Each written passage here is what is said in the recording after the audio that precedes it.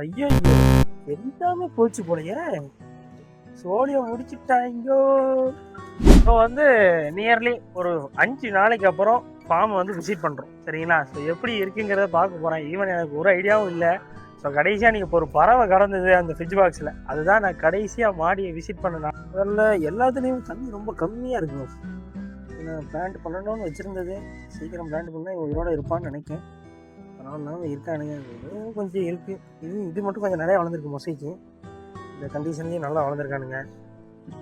இல்லைனா என்ன கிடக்கானுங்கன்னே அடையாளம் தெரியாத மாதிரி ஆகிட்டு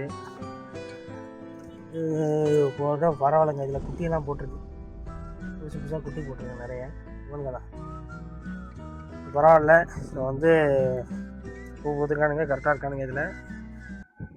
இதில் தாங்க போச்சு, எல்லாமே போச்சு போங்க. சோழி முடிச்சிட்டானுங்கோ. ஸோ ஒரு குட்டியும் உயிரோட இல்லை.